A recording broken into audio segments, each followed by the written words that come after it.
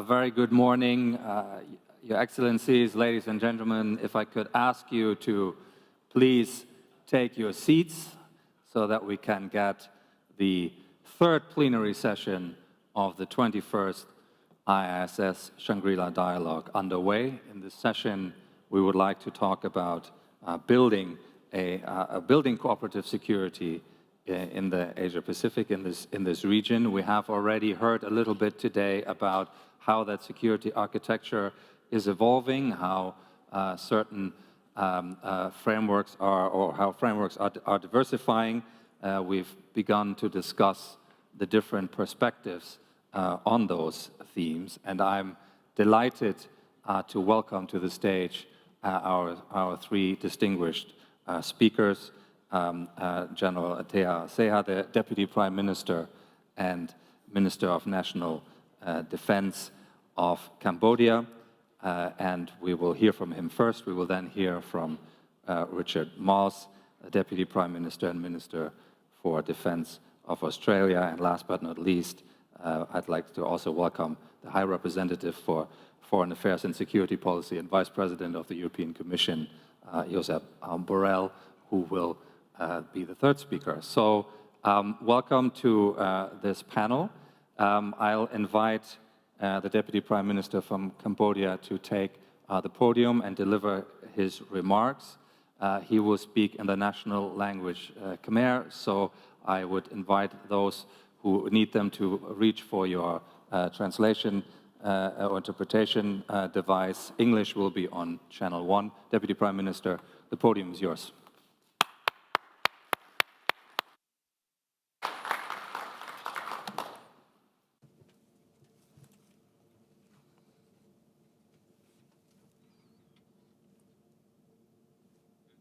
Dr. Bastian Giegerich, Director General and Chief Executive of IISS.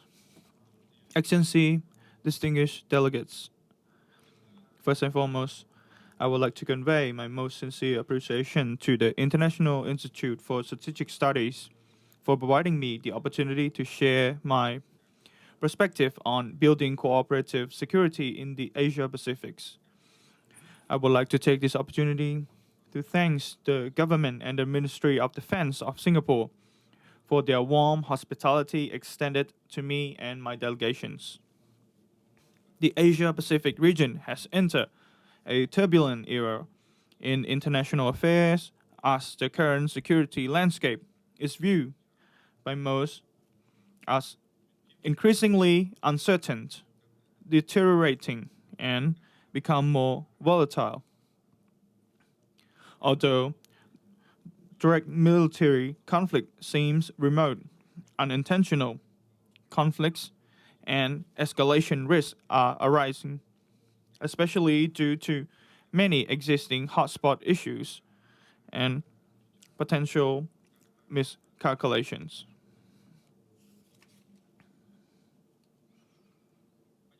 Immediate security concerns remain long and troubling, including a growing set of non-traditional and human security vulnerability related to transnational issues such as climate change, water resources, and food to energy and disease, terrorism, drug trafficking, human trafficking and smuggling to risk of traditional security threat, including heightened geopolitical competitions, unresolved territorial disputes, and the continued proliferation of arms race and unregulated technologies, among others.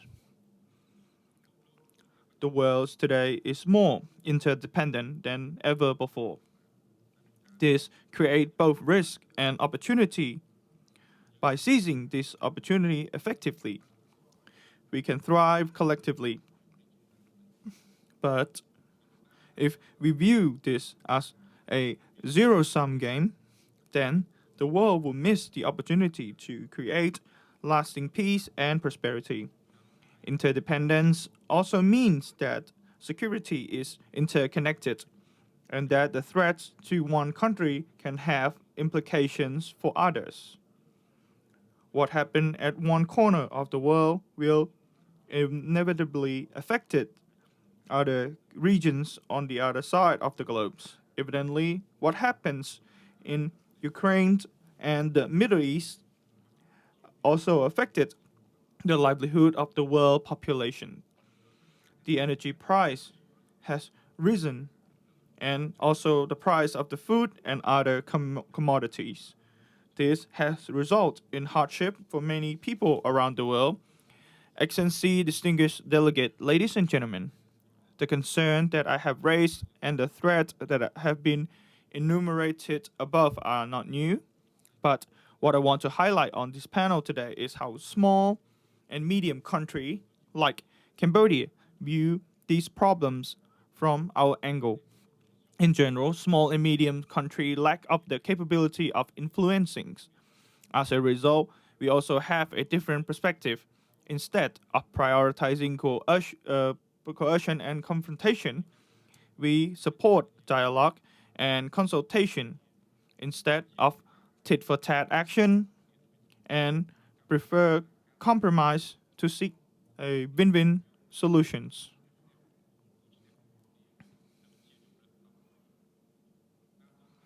From our perspective, the new initiative or cooperative security grouping shall be established toward serving peace and development in the region. We are fortunate in our region for having ASEAN as a driving force and synergy mechanism to deal with problems following our unique value and perspectives.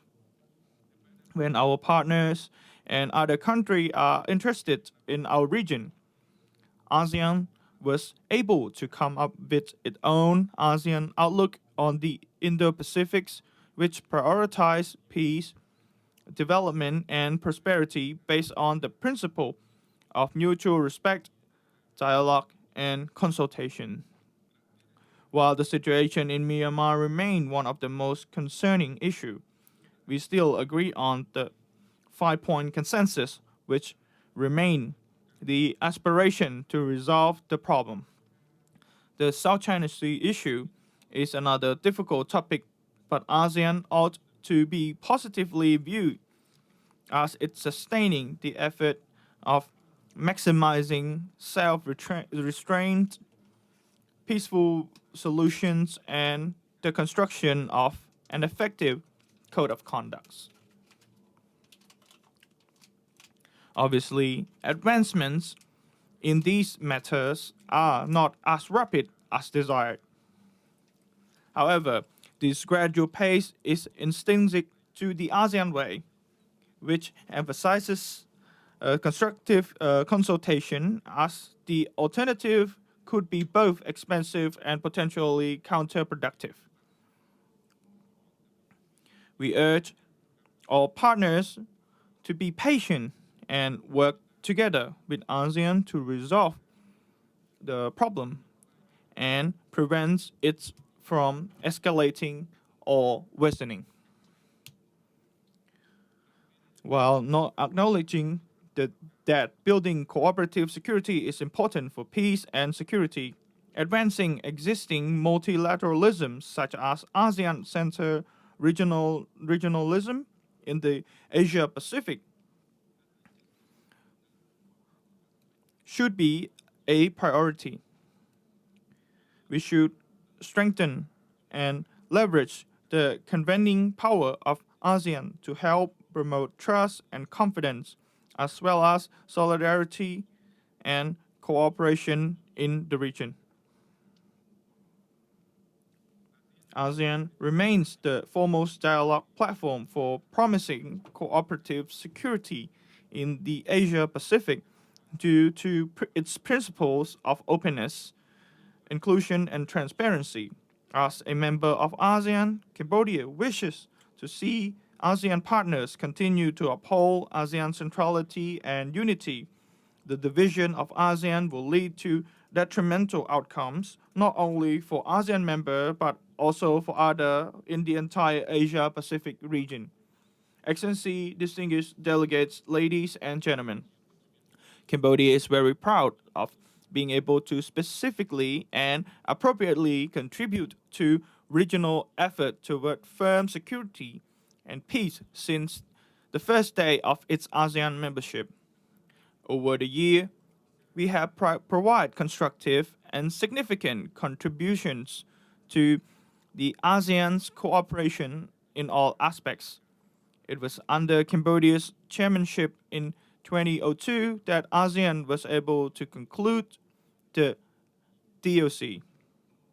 During Cambodia's chairmanship in 2012, our Prime Minister Somdech Techo Hun Sen initiated the establishment of the ASEAN Regional Mine Action Center to serve as a center of excellence on matters related to mines and explosive remnant of war for ASEAN member states. In 2022, Cambodia also initiated 3 practical initiatives to enhance practical cooperation within ASEAN, namely the area of cross-border pandemic cooperation, enhancing support for ASEAN women peacekeepers, and ASEAN defense education collaborations. These initiatives are now being implemented, and we hope that for the opportunity to collaborate with other partners to enhance the implementation of these initiatives, especially the enhancement of support for women, peace, security agenda. Somdech Techo Hun Sen repeatedly talked with the Myanmar leaders to underline the importance of implementing the 5-point consensus. These gestures testify to our goodwill and commitment as an ASEAN family to help Myanmar end the crisis and bring the situation to normalcy.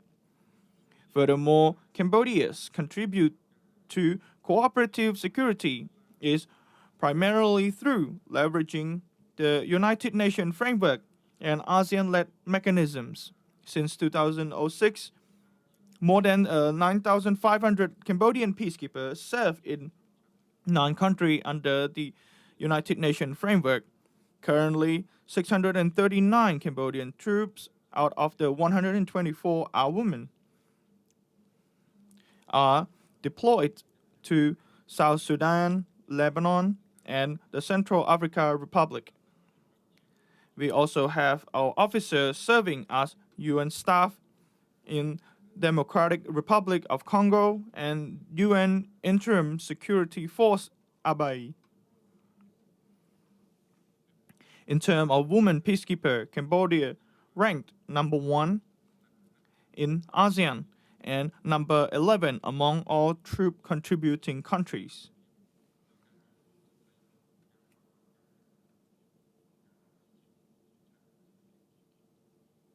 Excellency, ladies and gentlemen, in this fluid and fast-evolving geopolitical dynamic, it is crucially important to recognize the value, the rights of smaller states, and safeguard their sovereignty and independence. Cambodia emphasizes and supports the significance of multilateralism through the framework of international and ASEAN-led organizations to ensuring that we all can achieve cooperative mechanisms that produce common benefit. Our peace and development depend on the respect of international law, especially the UN Charter and ASEAN Charter. Samdech Mahabawor Theppaday Hunmanat, Prime Minister of Cambodia, has made clear that Cambodia is committed to a rule-based international order. Moving into the future, Cambodia will continue its notable contribution to the UN peacekeeping operations, thereby further solidifying its commitment to global peace and security. We will continue to support any multilateral action, especially based on negotiation, dialogue, consultation that can contribute positively to resolve regional and global conflicts based on peaceful and win-win solution and mutual respect. Thank you for your kind attention.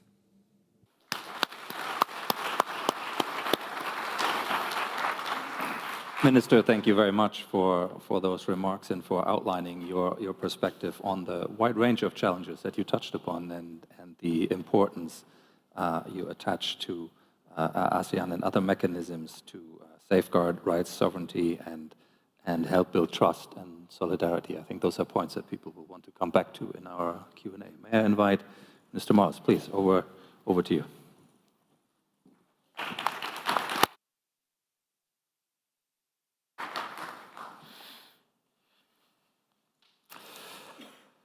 Well, can I thank the IISS for convening the 21st Shangri-La dialogue, the third that I have attended as Australia's Defence Minister. And I'd like to acknowledge the generational leadership change in our host country, Singapore. The Indo-Pacific can now continue to benefit from the experience and the wisdom of Senior Minister Lee in the years ahead, as we look forward to working closely with Prime Minister Wong. And we do this as next year Australia prepares to mark the 10th anniversary of the Australia-Singapore Comprehensive Strategic Partnership. There is a new era of strategic competition that is reshaping our world and our region. Commentators have framed it in many different ways. East versus West, North versus South, democracy versus autocracy. These frames obscure more than they clarify. At the centre of this competition is quite simply the global rules-based order. There are those that are sceptical about this order, that at times it has broken under the pressure of human contest is a fact Southeast Asia understands better than most. And yet, for all its failings, we are far better off with it than without it. Our challenge is not to discard the imperfect, but rather to make the promise of an ideal better. Because if we let it go, the world will deeply regret its disintegration. The global rules-based order is not just a device, as some would cynically suggest, to protect the prerogatives of great powers and to prevent the rise of new ones. Rather, at its core is a 200-year project to build a global system that is open and inclusive, an order that is based on rules as much as it is on power, and which seeks to balance the concepts of sovereignty and territorial integrity with the ideas of liberty and equality. And the global rules-based order is not just a Western project. Many thinkers from China, India, Africa, and from across the global South have been central to its formation. Despite its imperfections, this order has come to oversee human activity around the world, as diverse as nuclear non-proliferation, managing global financial risk and international transport by sea and by air. Critically, it has managed the global trading regime that has improved access to markets for developing countries. It has enabled the development of manufacturing not just in the global north, but in the global south. It has created an interdependent network of global supply chains, and in the process of all of this, it has fostered the greatest wealth creation in history. The global rules-based order has helped offset the advantages of the superpowers by giving agency to smaller states. Now, invocations of this order can often be glib, but dismissals of it can be equally shallow and cynical. And we need to think hard about this, because today the global rules-based order is under increasing pressure. We cannot take peace and prosperity of our region for granted. Over the past year, this pressure has increased. With increasing horror and grief, we have watched the unfolding tragedy in Israel and Gaza. When Hamas executed its horrific act of violence on October 7, it was aiming to stymie an accord between Israel and the leading Arab powers. In the process, the hopes of a two-state solution have become much more distant. To be clear, in Australia's view, it is imperative that Hamas not succeed. We call for an immediate humanitarian ceasefire in Gaza, the unconditional release of hostages, increased humanitarian relief for the civilians of Gaza, and steps towards a two-state solution in which Israel and Palestine live in peace together within agreed borders. As our recent vote at the UN General Assembly demonstrates, Australia seeks to build momentum for this goal alongside our regional partners. And we've been clear that all parties must comply with international law. Israel must comply with the binding orders of the International Court of Justice, including to enable the provision of basic services and humanitarian assistance at scale. And we've made clear that Australia respects the International Court of Justice and the International Criminal Court and the important role they play in upholding international law and the global rules-based order. If that order is to apply anywhere, it needs to apply everywhere. At the same time, Australia's position must not be taken as any kind of acceptance of a moral equivalence between Israel and Hamas. Clearly, there is none.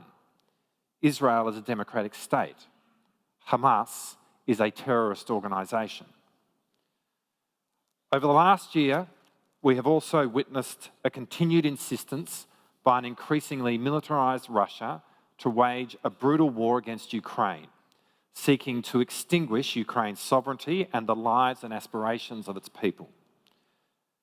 Senior figures in Russia even muse about using nuclear weapons and invading other European countries. Russia is a permanent member of the United Nations Security Council that has attacked another country and is threatening to use nuclear weapons if it does not get its way. In truth, it is not the security that drives Russia, but a quest to reclaim a lost empire. It aims to reverse the post-Cold War security order in Europe and, by extension, refashion how the world operates. It aims to shift the global rules-based order from one that seeks to strike a careful balance between sovereignty and liberty, between rules and power, to one that is based on power alone. Russia wants to take us back to a world where spheres of interest reign, where only great powers are truly sovereign and their actions are above any law. That North Korea and Iran have chosen to become Russia's strategic partners in this mission is perhaps not surprising. Both are internationally isolated for their profoundly disruptive behaviour, not least their persistence with nuclear programs in defiance of multiple UN Security Council resolutions. But the deeper question is the implications of China's strategic partnership with Russia, given Russia's current malign and violent path. Vladimir Putin's actions have made Russia a pariah. But China is the world's second largest economy and the major trading partner for Europe and for the United States. It's a great power whose culture, innovation and drive benefits the world in so many ways. Beijing aspires to regional and global leadership. Chinese officials now staff and increasingly lead multilateral institutions that perform the core functions of the global rules-based order. At the same time, China is building a military capability, including a nuclear weapons force that seeks to be on par with the United States. So China's support for Russia raises important questions. about the role that it intends to play as a global actor. As China steps up to a larger role, it must accept, like all great powers, that there will be much greater scrutiny on the way it uses its strength and which countries it chooses to partner with. Acceptance of such restraints is the key to any successful and durable international order. Russia has made clear it accepts no restraints. So it is important China sets out a counterexample, that the exercise of Chinese power exhibits the characteristics necessary for our shared prosperity and security: respect for agreed rules and norms, where trade and investment flow according to agreed rules and binding treaty commitments, and where disputes among states are resolved via dialogue and in accordance with international law. There has been a view, sometimes expressed by Chinese officials, that its strategic partnership with Russia is a necessary buffer against anti-China hostility. That is totally wrong. The economic rise of China has raised hundreds of millions of people out of poverty. In the process, it has been a source of economic prosperity for many countries around the world, and that very much includes Australia. There is no indelible hostility to China. It is about how we build a safer world and a safer region. China making clear, in word and deed, that it does not support the invasion of a sovereign country in violation of the UN Charter, consistent with China's own long-standing commitment to the Charter's founding principles of sovereignty and territorial integrity, would be a huge vote of confidence in Chinese regional and global leadership. And the importance of this can't be overstated. Confidence and indeed trust in Chinese intent will be the single most important ingredient to the maintenance of the global rules-based order. And by extension, it will be at the heart of building a stable and prosperous Indo-Pacific region. A stable and sustainable regional order won't be possible unless all countries, but especially big ones, pursue their strategic objectives in a manner that respects the sovereign rights of our neighbours and the obligations imposed by international law. And that's why we must pay attention to China's strategic behaviour and the signals that it sends. Actions by Chinese vessels in the West Philippine Sea, such as the use of water cannons and the ramming of Philippine vessels, are a serious escalation of tensions and inconsistent with UNCLOS and the final and binding 2016 South China Sea arbitration ruling. China's behaviour towards Taiwan creates similar concerns. PLA exercises that practice attacks and blockades of Taiwan do not inspire confidence that China prioritises or is planning for a peaceful settlement to the status of the island and its 22 million people. That the PLA has made a record number of incursions across the median line in the Taiwan Strait this year is part of this increasing concerning trend. The Australian Navy has also experienced recent unsafe and unprofessional behaviour by the PLA Navy and the PLA Air Force. Now, I want to stress that the great bulk of the PLA's interaction with the Australian Defence Force are safe and professional. But the size and the speed of PLA development means that interaction is occurring much more frequently.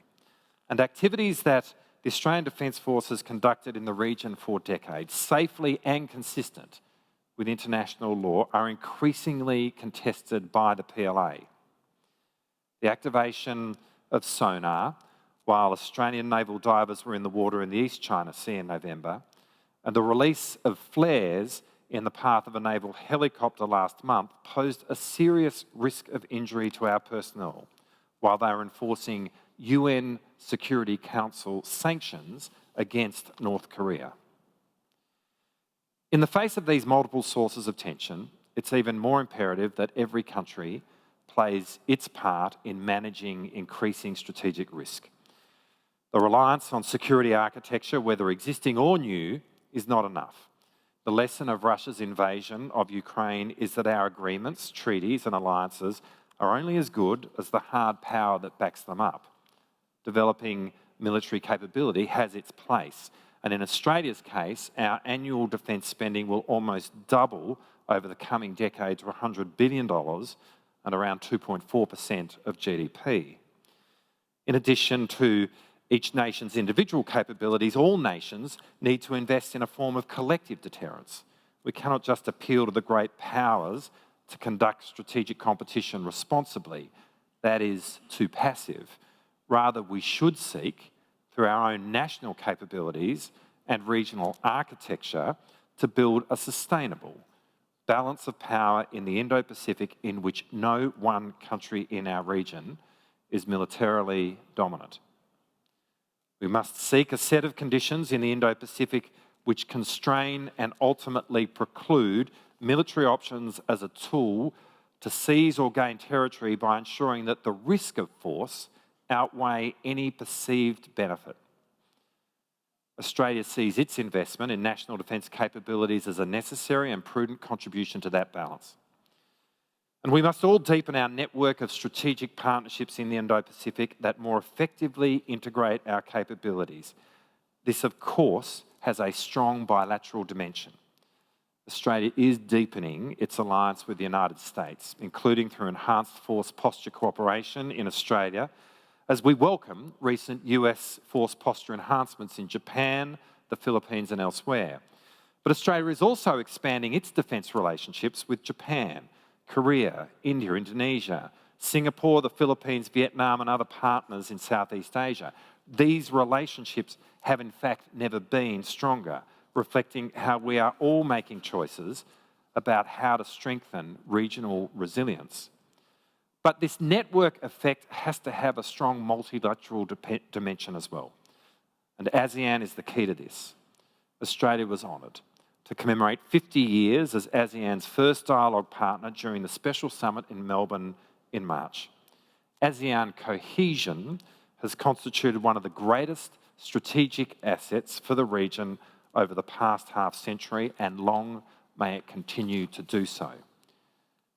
New formations will matter as well, and they'll have different functions, some normative, some about capability, some about security, and others about industry integration. Building more resilient supply chains is a key priority for Australia, which is why I'm endorsing at this dialogue the statement of principles to strengthen the region's defence industrial bases. The point of these new groupings is to foster a constellation of states that act as a force multiplier for our collective security, by not only helping us advance our own national capabilities, but also contribute to the networking effect that we all seek. And we need to recognise that all strategic theatres are interdependent now. Just as our economies depend on global supply chains, our strategic environments hinge on what happens in other parts of the world. Applying an exclusively geographic lens to our security challenges won't work. How the war ends in Ukraine will matter to how countries assess their own military options, especially for Russia's strategic partners. And that's why a greater European voice in Indo-Pacific affairs is important, and why we must heed what happens outside our own region. Crucially, we need to make common cause with those states that seek to uphold rules that constrain the use of force, protect civilians, and hold abusers to account irrespective of geography. Finally, we cannot underestimate the importance of astute diplomacy and the requirement to invest in strategic reassurance. The risk with any deterrence strategy is that in seeking to prevent conflict, states miscommunicate and end up provoking one. And this will place a much greater premium on maintaining clear communication channels at every level. We cannot afford a lack of clarity in strategic intent. So let me be clear about Australia's intent. A stable and sustainable strategic order in the Indo-Pacific cannot be contingent on the internal order of states or on illegitimate concepts such as containment. But equally, that order cannot develop in a strategic environment where sovereign rights and international law are ignored, especially by great powers. we must commit to the work of norm building that allows us to navigate this high-risk period without conflict or coercion, where all countries are free to pursue their national interest and where disputes are resolved through dialogue and in accordance with international law. This is the essence of the global rules-based order, and its maintenance must be the collective mission of us all. Thank you.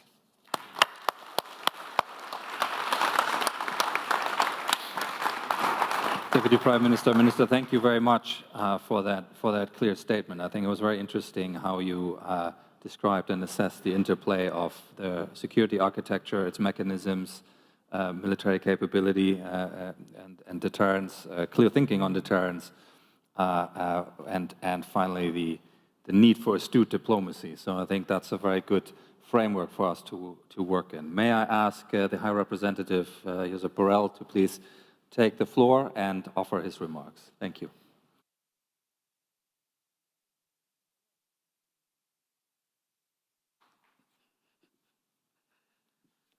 Thank you. Thank you for your invitation and thank you for your attention. In the interest of time, I will go directly to the subject. There are many things that happen around the world, and some of them in our immediate neighborhood. But I will resist the temptation of talking about them and to focus on the title of this panel. And I want to make 2 points about the European Union approach to security and the cooperative answer to the security challenges in the Indo-Pacific. First, stress how important is the security in the Pacific for Europe.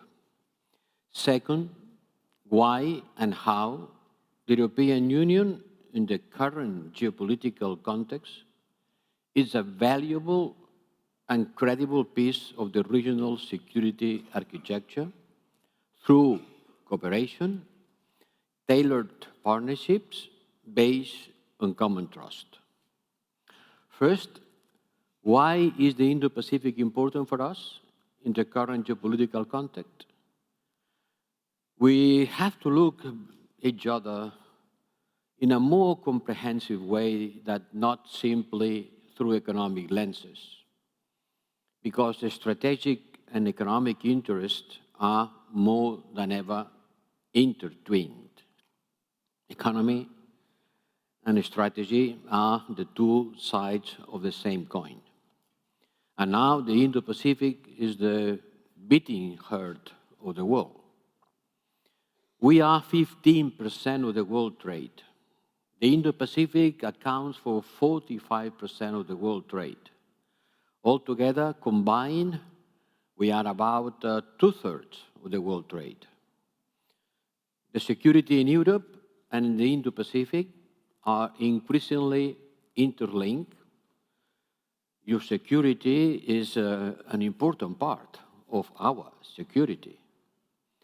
The China's so-called no-limit partnership with Russia, although everything has limits, and the military support of the Democratic People's Republic of Korea to Russia's invasion of Ukraine shows the direct impact on European security with the prolongation of Russia's war of aggression against Ukraine. 40% of our trade passes through the South China Sea. That's why avoiding tension in South China Sea or the Taiwan Straits are of the utmost importance for us. And here, today, I've been listening to different approaches to and different evaluation of these tensions in the South China Sea, but certainly they are. All this happens in an international context in which we are confronted by the return in both Europe and Asia to a challenging interstate rivalry, which is taking place through different modalities, from war, interstate war, high-intensity conventional war, as the Russian war of aggression against Ukraine, where one country is trying to crush its neighbor in a blatant violation of international law. I do agree that it is not the only place where international law is being violated. It's not the only one. And that's why we need to be consistent with our principles and prevent the practice of double standards. Yes, in Gaza, we have a clear situation where we have to avoid double standards. And if we applaud when the International Criminal Court acts against Putin, we should be able to do the same thing when the same court acts against other actors in the Middle East. Second, there is the just economic rivalry with the weaponization of trade, including a strain on global shipping and on supply chains, which are vital for both Europe and Asia. And third, just interstate political rivalry, which leads to political realignment and certainly heading strategies. The second issue is, in face of all this, how we are adjusting our strategy and our offer to the region, what the European Union are offering to the region in order to build a cooperative approach to security. We are a geopolitical actor with no hidden agenda, with a strong commitment to security based on international law and the United Nations Charter, and we have a significant experience on conflict and crisis management. That's why I think we can offer a unique contribution to the security on the Indo-Pacific, and we presented a strategy on that issue in 2021. And after the invasion of Ukraine came, we are gradually accepting the idea that we have to take charge of our own security. In 2022, we published a strategic compass, which is our first EU strategy on security and defense. We know we have a lot to do, a lot to achieve, but certainly the age of the era of strategic naivete is over. And that's why we are multiplying our partnerships with the region, and more precisely, security and defense partnerships that are currently being negotiated with two key partners, as well as the important memorandum of understanding signed last week with Australia on critical raw materials. Yes, it has been this morning, your security is also our security. That's fully true. And in regard to all this, I would like to convey three messages from Europe. We are a credible and committed partner in security and defense. Last year I said, I want to repeat this year, that we are a smart security enabler. This means that the European Union has a know-how and added value in non-traditional security domains, and we are willing to build close cooperations on these areas. In cyber, in disinformation and foreign interference, in the maritime domain, where we launch several Navy operations, Aspides in the Red Sea to protect American vessels, in Atalanta in the northwestern Indian Ocean, and we contribute to maritime security awareness. We also develop cooperations in economic security, on non-proliferation and disarmament, on counter-terrorism, and in space. And second, Europe is the principal entity. We believe in some basic principles, and we try to be consistent with them. We are far from being perfect, and certainly important questions are being put about what's happening in Ukraine, in Gaza, and in the South China Sea. The important thing is not to say that people have to abide to international law and to fulfill the humanitarian law when they are at war. The question is, what happens if they don't? What's happening when they don't? And in some cases, it's clearly they are not doing. This is the real question that the international community has to be able to answer. We will look at the better way of doing that, building cooperation and avoiding confrontation. Our member states rarely opposes major resolutions at the United Nations Security Council. And those who have a veto power do not use it. And third, last one, Europe has to learn from Asia. You know how much this region is innovating and creating value.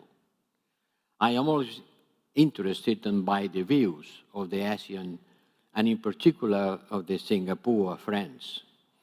When they talk about Asia, it's because they have the capacity of carrying an Asian vision of the world, the coming world, while remaining closer to the West, to us, to the Europeans. So let's work together and learn from each other. Thank you.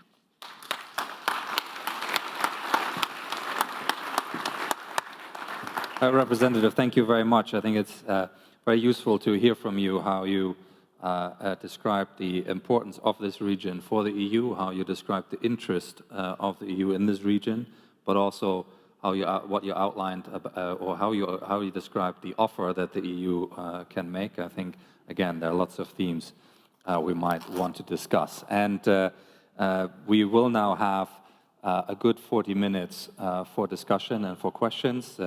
Just a reminder, two-step process: insert your delegate badge, press the button, you will get into the queue, which is already at a good size here, so we can get going. We will take a few questions and group them together. Maybe we'll take a few in a go before I return to the panel for some answers, and then we'll get a second group of questions in. I'll start with a question from Josh Rogan of the United States. Josh, you're live. Thank you so much. This question is for High Representative Borrell. In a trip to Brussels last week, Deputy Secretary of State Kurt Campbell said that China is engaged in a sustained, comprehensive effort backed up by its own leadership designed to give Russia every support behind the scenes that will allow them to reconstitute elements of their military force. He also said that the Chinese were surreptitiously abetting the most destabilizing war in Europe since the Second World War. As you know, the European Union has listed 4 Chinese companies in a package of sanctions in February. But since then, by all accounts, Chinese dual use and other support for Russia's military has only increased. Is the EU prepared to respond to these developments with more sanctions, perhaps during the NATO summit next month in Washington? Is the EU response slowed by the threat by China of economic retaliation? And can China and the EU maintain a normal relationship under these circumstances? Thank you. Josh, thank you very much. We'll take a few more questions, but our representative will have taken note of that specific angle there. Can I please ask from Australia and the Young Leaders Group, Jennifer Parker? Thank you. My question is for the Deputy Prime Minister of Cambodia. Thank you for your talk. You spoke a lot about ASEAN cooperative security, and you really couched some of the regional challenges in the view of strategic competition.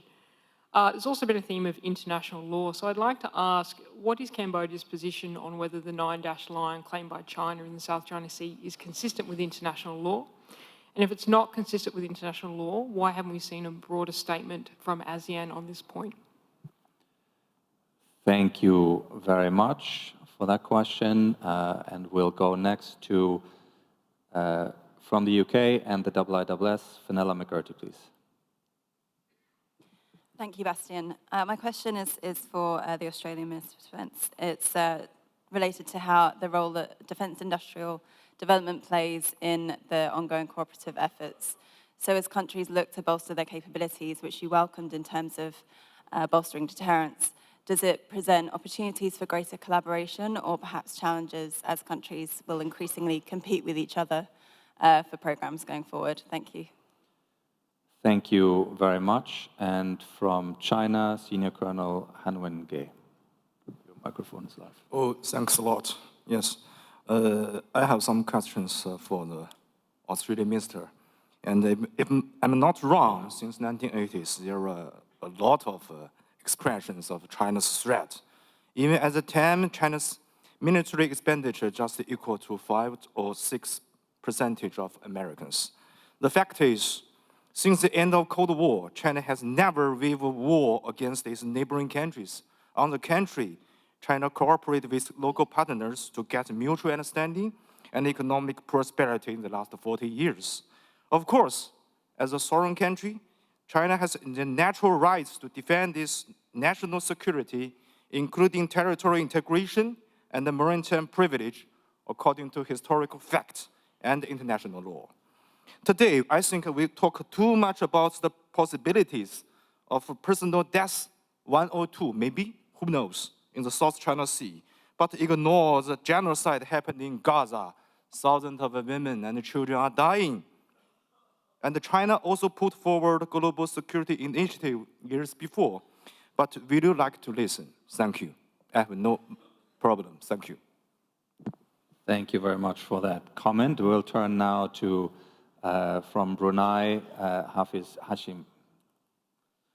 Hi. Thank you to, great. My question is to the Australian minister. So how can Australia strengthen the AOIP and enhance its commitment to the AOIP and bolster ASEAN's role as a regional facilitator in maintaining global order and resolving disputes? Thank you. Can you just repeat the first bit of your question that didn't come through really clearly? Me? Oh, okay. How can Australia enhance its commitment to the ASEAN outlook on the Indo-Pacific and bolster ASEAN's role as a regional facilitator in maintaining global order and resolving disputes? Thank you. Now we got it. That's great. Thank you so much. I'll take one more, and then we'll return for a first set of answers to the panel, and then we'll get more questions in. After that, I'll take one more from the UK and the IISS. Nick Childs, please. Thank you, Bastian. Again, a question for the Australian minister.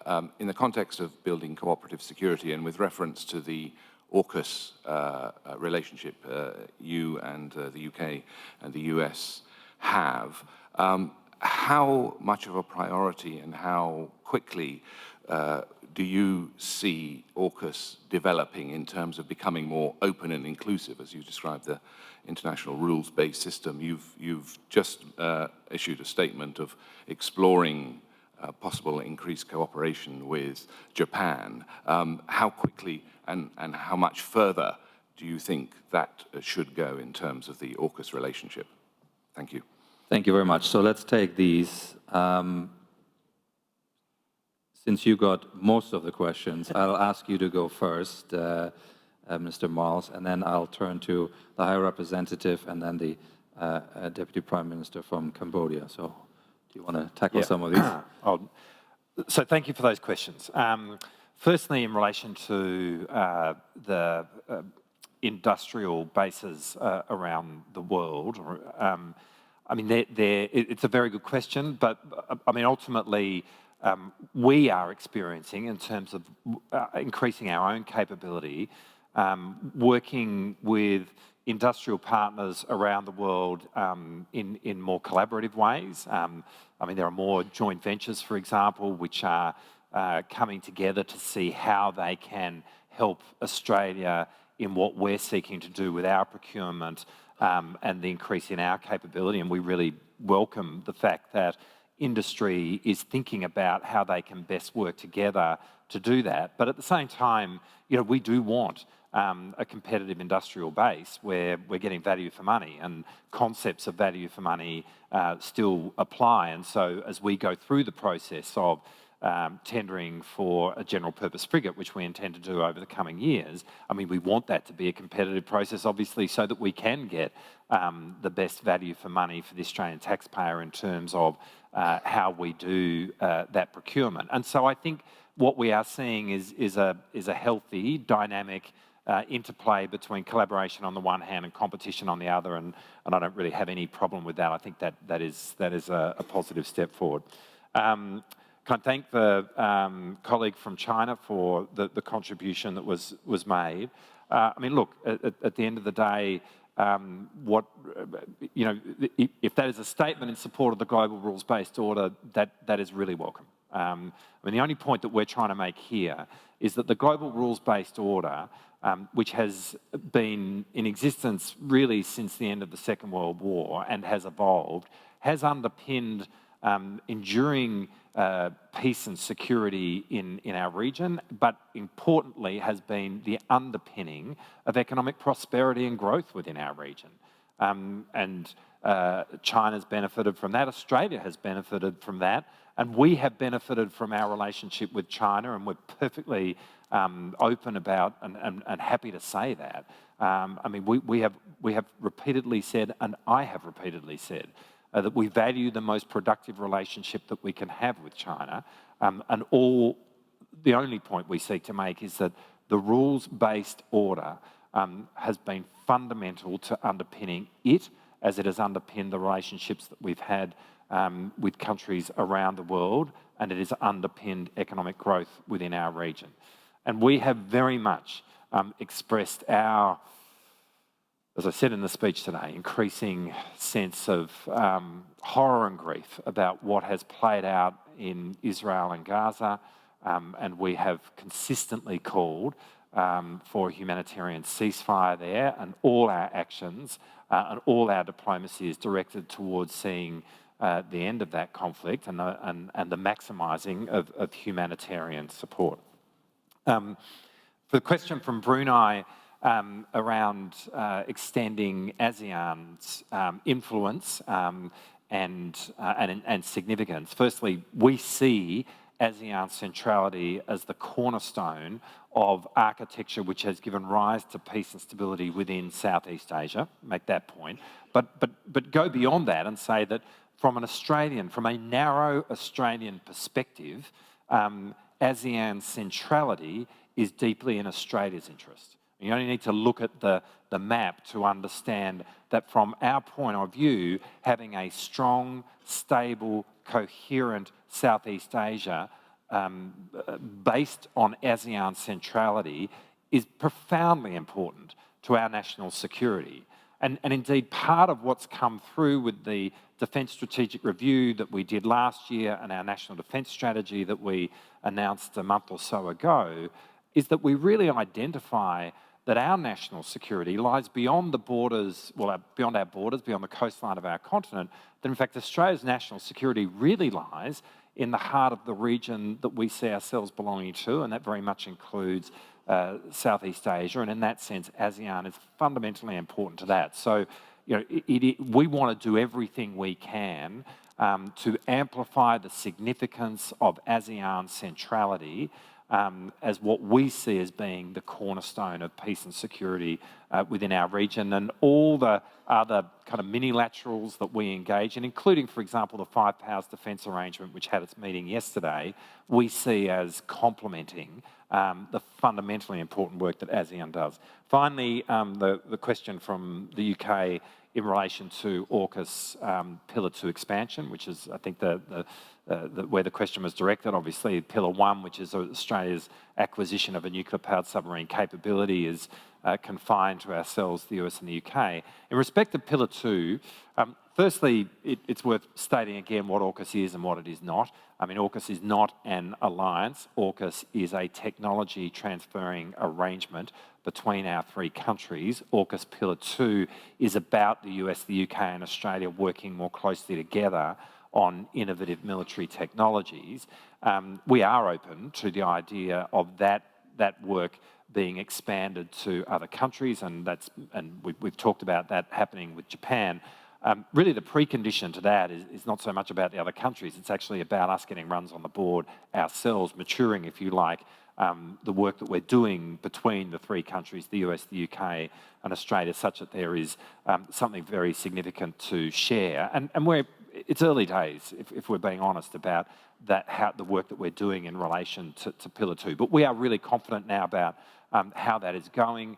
We see that development happening pretty quickly, and in time we do see the opportunities of extending that work to other countries. Splendid, thank you very much. High Representative, may I ask you to address specifically the question about the EU's response to that China-Russia partnership and China's support to Russia? There might be other things you want to pick up as well, but please, if we can have your reaction to that particular question. Over to you. Yes, certainly. Well, I had yesterday the opportunity to discuss about it with the Chinese defense minister. And look, China cannot be put at the same level than North Korea or Iran when it comes to supply arms to Russia. China has committed not to supply arms, and we don't have evidence that this has happened. And they continue insisting that they don't supply arms, and we don't have the evidence that this has happened. But there is not a clear border between arms and non-arms, because there are things which can be dual use. And certainly the economic report relationship between Russia and China has increased a lot. In the last 2 years, the amount of exports from China to Russia has increased more than in the last 10 years. And we are vigilant in order to see if this is not a way of circumventing sanctions. Because the European sanctions are they cannot be applied to third countries, like the American sanctions. So the issue is not an issue of applying our restrictive measures to China, because we cannot, neither China to any other country in the world, but looking at the circumvention. And yes, some Chinese firms has been limited their capacity to trade with our European firms because they were suspicious that this could be a way of circumventing sanctions, and we remain vigilant for that. But the problem is not only China. When you do the autopsy of a Russian tank destroyed, you see inside such a big number of components that are being produced in the West, in the US or in Europe, or the UK, that the question is who and how these things, these components, which is not an arm on itself, but is being used to produce arms, reaches Russia. By which way? And if you have a look at the increase on the exports from Europe to some countries in the Balkans or some countries in Central Asia, you see that this export has been multiplied, some cases, by 5,000. Well, this strange appetite for importing more from Europe, from countries that are not directly related with the war, is quite strange. And one can imagine that this big import has been redressed to Russia. We have to be vigilant, whatever it happens. And in the case of some Chinese companies, we have taken restrictive measures. And we will continue looking at that. And we continue asking China to use their influence in Russia, and certainly they have a lot of influence, in order to push for Russia to stop its aggression to Ukraine. This is about your direct question. Other issues has been discussed here. One of the most important, apart from the war against Ukraine, which for us is an existential threat, certainly for Ukraine more than for anyone else, but also for us Europeans. And we invite all of you to attend the Peace Summit in Geneva on the 15th, couple of weeks from now. But there is the other big conflict in our neighborhood, which is the Israeli-Palestine and the current attack of Israel against Gaza. And on that, I think that it's important to say that an international law has to be fulfilled, and humanitarian law has to be fulfilled, especially at war. And it's very much important, if we believe on the international rules-based order, that is going to be applied to anyone, not only to the people that we don't like. And I think that one of the ways of showing that we are really attached to international law order is to put all pressure in Israel to fulfill the ruling of the International Court of Justice and to give all the support to the International Criminal Court and to be acting in an order that we avoid the double standard accusation and to reject the accusation of anti-Semitism that the Netanyahu government is launching against some of the member states of the European Union who has decided to recognize the state of Palestine, or against the International Criminal Court, the prosecutor, or against the ruling of the International Court of Justice. This accusation of anti-Semitism has to be fully rejected, and international pressure has to be put in order to stop the military operations in Gaza, a ceasefire, release of hostages, and start a political process that could bring peace to the region by building the two-state solution. It's not just a matter of humanitarian support. It is. But apart from that, it's the commitment of the international community to build a sustainable peace based on giving to the two people, Israel has already have it, and to the Palestinian, the statehood that requires in order to live together, not together, but side by side, on common peace and security. Thank you very much. May I turn to the Deputy Prime Minister and Minister of National Defense? You had one specific question on international law and the 9-dash line, and you as well, of course, might want to pick up on one or two of the other things as well. Over to you. First of all, I would like to express my thanks for the question regarding the South China Sea for our Cambodian position. I have heard about this question in many of the forum about Cambodia's position regarding the South China Sea. Even in my speech, I have already touched upon Cambodia's position regarding this issue. Cambodia is a member of ASEAN, and we have a clear position in supporting the international law. At the same time, the ASEAN Forum is a place for negotiation and consultation regarding the issue in the region. As a member of ASEAN, we have always raised many issues to discuss with each other, and we always follow the soft approach to resolve the issue. China is one of our friends, Vietnam is one of our friends, and the Philippines is also one of our friends. We do not want to see any conflict in the maritime space, and we do not want to see the tension and conflict between our friends, and we do not want to see any escalation in any other places.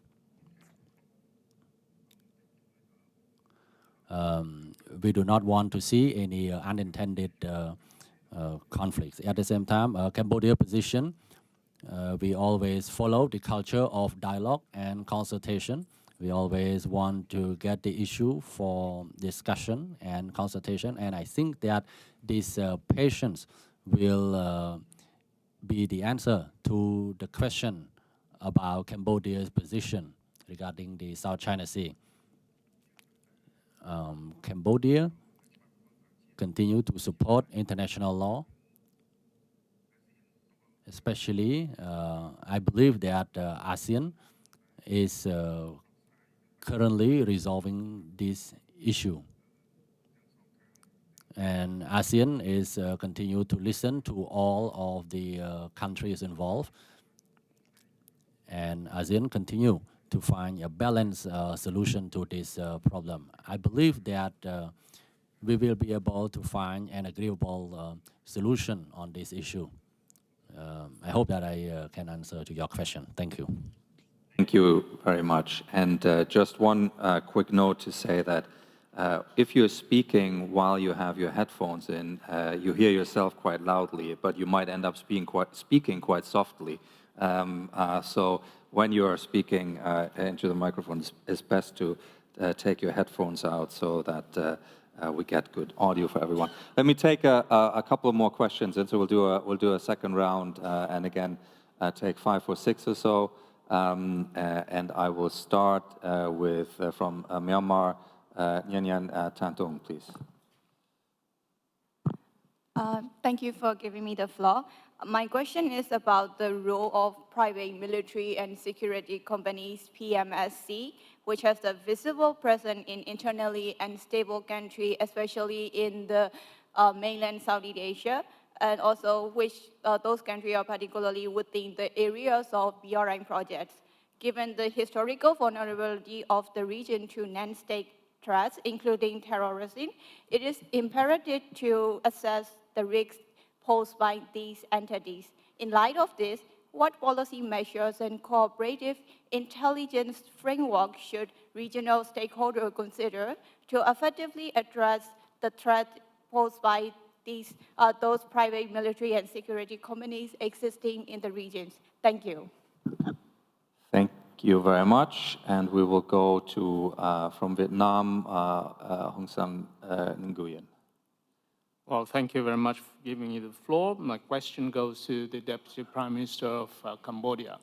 I'd like to thank you for raising the awareness on the security challenge posed by water resources, food and energy security, as well as climate change in the region. This very pertaining security issues to the Mekong region, which is so important to Cambodia and so important to Vietnam as well. The question is, what is the preferred cooperative mechanism to deal with this question by Cambodia? And if ASEAN can play a role in that, what is the role that Cambodia would like to see ASEAN play in the Mekong region? Thank you very much. Thank you for that question. Colin Clark, please. You caught me unawares. 1 second, please. This is for Minister Marles. Sir, have you had a chance to speak directly to the Chinese about some of the examples of unsafe conduct that have occurred in the South China Sea recently? Sorry, that didn't come through. Did you get it? Yeah? Okay, good. All right, okay, good. Excellent, thank you. I had trouble hearing that correctly, but I think we got it. And then can we please go to a question from China? Jiachao Zhu, please. Your microphone is live. Thank you, Chair. And I have a short comment and a short question to Minister Marles. I'd like to pick out at least 2 mistakes from your narrative. The first is that you mentioned the drill of PRA last month, and the drill aims to deter a few separatists and not the Taiwanese. And more Taiwan people welcome PRA to protect them. And Taiwan is one province of China. And we will not endanger Taiwan people's security and life. Secondly, and you mentioned that China used the word gun to Philippines, but you didn't mention that the Philippines, their ship intentionally to collide with the China's Coast Guard ships. And one question, and from last night to this morning, And top leaders mentioned that the rules of law. And I think the rules of law is a very important concept. China sticks to the rules of law based in UN Charter. But more people may wonder that the rules of law you expressed in your speech may express your own security concern based in small groups, small cycles, or especially military alliances by violating or eroding other countries' national security or national interests. How do you persuade the whole world to believe that the rules of law, what you mentioned, is the real rules of law? Thank you. Thank you very much. And we'll take two more in this round, and then we'll return to the panel for a set of responses to those. And next is Antoine Levesque, please. Thank you, Bastian. My question is for Mr. Borrell. The EU launched a couple of months ago the European Defence Industrial Strategy. My question is whether this has an impact, and if so, which, on the EU's emerging security and defence partnerships in the Indo-Pacific. The strategy found a mention, for example, in a meeting which took place last month in New Delhi. Thank you. Thank you, Antoine. And from Japan, Ken Jimbo. Thank you, Bastian. My question goes to Cambodian Deputy Prime Minister Tay. Cambodia conducted the military drill recently with China and joined by the two ships that was docked in the Ream Naval Base in the Sihanoukville. I wonder that this exercise will be regularized in such way that China may access to the Ream Naval Base in a much more regular basis. And how do you respond to the speculation that the Ream Naval Base will become the permanent outpost for the Chinese Navy? Thank you very much for that question. So again, we've got a few points on the table that are addressed to our different speakers. What I might do is ask them to address them in the reverse order that they spoke from the podium. So I will start, High Representative. I will start with you. I'd take your headphones out. I think that'll help. Thank you. That's okay now? Yeah, very good. Okay. Yes. Thank you for referring to our will and need to increase our defense capacity, starting with the industrial technological base of our defense capacity.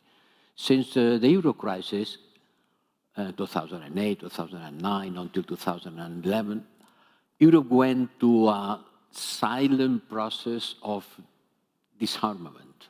Yes, let's call it like this. Reducing military capacities and not investing enough on our industrial capacity to produce the arms that we need. Just to give you one idea, since the starting of the war in Ukraine, the purchases of military capacity from our armies, 60% of them, or more than 60% of them, has been done out of Europe. We have been looking for our needs to rearm out of Europe. So it's clear now for Europeans that we have to increase our technological and industrial base of our defense. And for that, we will have to invest much more, not only on military. I'm not referring to the 2% NATO standard for military expenditures, but something more basic, which is industrial capacity to produce the weapons that we need for us and to support Ukraine. The relationship with our military partnership with the Indo-Pacific, well, it's not for tomorrow, neither for the day after tomorrow. But certainly, if the Europeans can provide a stronger capacity to ourselves, it will also be in benefit of our partners. And if we are stronger, our partners will have a stronger relationship with someone who is stronger. But this European strategy for developing our defense capacity touches technological sides, which certainly will be in a strong relationship with our technological partners in the Indo-Pacific. 80% of our chips and everything which is needed for the digital revolution, everything that is needed to produce arms is coming from the Indo-Pacific area. Critical materials too. So our development on the industrial side to boost our defense capacity will have a positive consequences for our partners in the Indo-Pacific, certainly. Thank you very much. Richard, may I turn to you to address some of these, take maybe 3 minutes or so to tackle these. Well, firstly, if I could address the question from the US delegate. Australia has had direct contact with China in relation to the unsafe incidents which we have described. In respect of the, again, the contribution that was made by our Chinese colleague, perhaps the way to address that is to say this. In every relationship that Australia engages, and every relationship that Australia seeks to build, that includes with countries in the region, it includes our alliance partnership with the United States, but it also includes the multilateral relationships that we engage in. All of them, a precondition is that they are directed to supporting the rules-based order. That what we seek to do in the way in which we engage on a bilateral and a multilateral basis is to create relationships which support the rules-based order.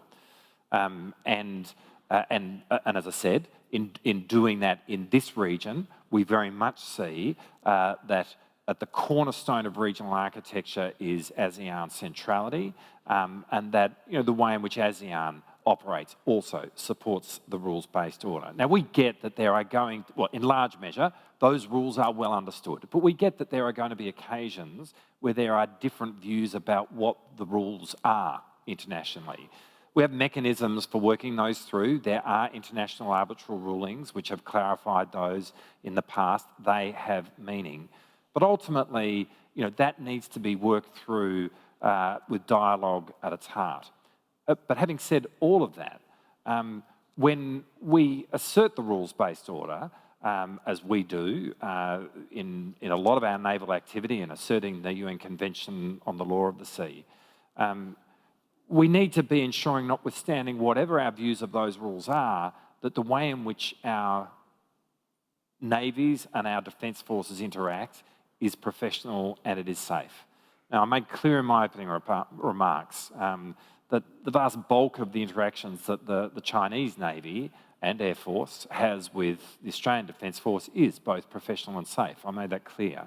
But it is important that it's not just the vast bulk, that it's every interaction needs to be professional and safe, and that is all that we are simply calling for. Thank you very much. Deputy Prime Minister, if I may ask you to address the 2 points that were put to you, please. For the first question, I would like to thank the Vietnam participant regarding the Mekong River. For Cambodia and the Mekong River, normally we do not really have any major issue. Cambodians always respect the right and riverine country, including Laos and Vietnam. Vietnam and Laos have also developed part of the Mekong River in the territory, and Cambodia supports all these development of our friendly neighbor nation. At the same time, I think the question may have related to the Phunon Dacho Canal of Cambodia that is currently under development. I have seen a lot of concern in the some of the Vietnamese media regarding the some of the issue like fishery or food security regarding the Mekong River. I would like to emphasize that the development of the riverine country. Cambodia would support. At the same time, in our Phnom Penh Canal, we have carried out careful study over the years, and until 2024, we have the capacity to develop our own canal, and that would benefit a lot of Cambodian people, as well as resolve the flooding issue in Cambodia.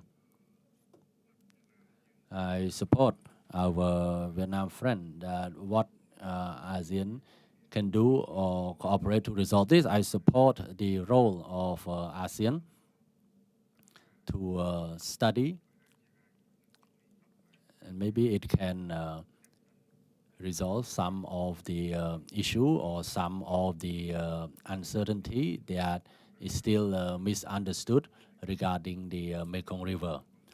So I support the role of ASEAN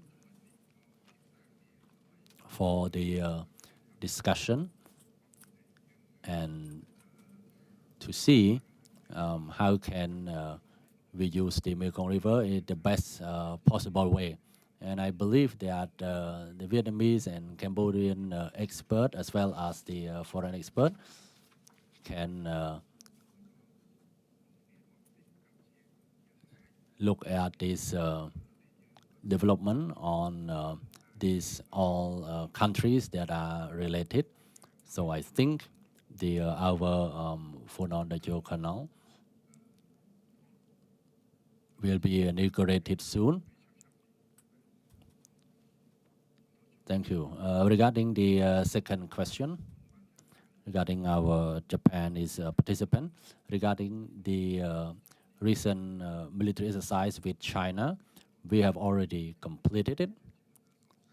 And some of the misunderstanding and suspicion that at the Ream Naval Base that we have two warships from China, and there are some personnel on Cambodian territory. I would like to clarify again to the meeting that this issue had already been raised in numerous times, and the question has all been raised since the time of Samdech Pichai Sena, as well as Samdech Theppaday Hun Manet, the Prime Minister of the Kingdom of Cambodia, and Cambodia have unequivocally clarified that we do not and will not have any foreign military base on Cambodian territory, and it is clearly stated in our constitution, and we have clarified this in many other forums that China has come to assist us in the military modernization.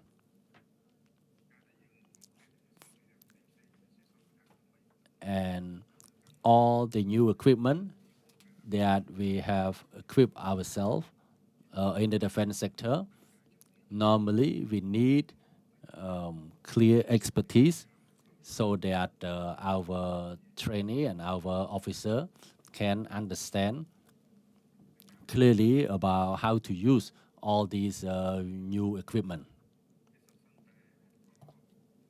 And there are a lot of new equipment that will be equipped in our Ream Naval Base. And therefore, we need some technicians who are trainers so that our Navy can use all this equipment in order to protect our maritime boundary and territorial integrity. We do not have any intention to violate other people's, other countries' territory, and our country will not grant the deployment of foreign military base. And in many of the interviews that I have given out for this military exercise, there is no permanent Chinese military base in our Ream Naval Base. Therefore, I would like to seek your understanding that our military need modernization and training, and therefore not just China, but any other country that want to assist us in training and joint exercise, they are fully welcome. We will continue to organize other military exercise from year to year, and all of the military exercise from 2023 to 2024, we want to increase the military exercise with friendly nations. After the completion of the Ream Naval Base, there's nothing to hide for friendly countries. At the same time, we seek your understanding. Normally, the Ream Naval Base belongs to the Royal Cambodian Navy. Therefore, some of the area are exclusive to the Royal Cambodian Navy. Therefore, we cannot totally open everything for all the countries to come and see. But for the port that had been completed, I have answered to many diplomats that have come to talk to me with the same question, that Cambodia have nothing to hide regarding the Ream Naval Base. And I would like to clarify once again that we would not authorize any foreign military base on Cambodian territory. Thank you. Thank you very much, Deputy Prime Minister. This concludes our third plenary session. Thank you very much to the three excellent speakers for guiding us through these complicated issues and answering the many questions that were posed. We're now breaking for lunch. We have a very important special address here in this room at 2:45, so it's important that you're back in your seats at 2:41 so that we can get ready. Enjoy your lunch, and we'll see you in a little while. Thank you very much.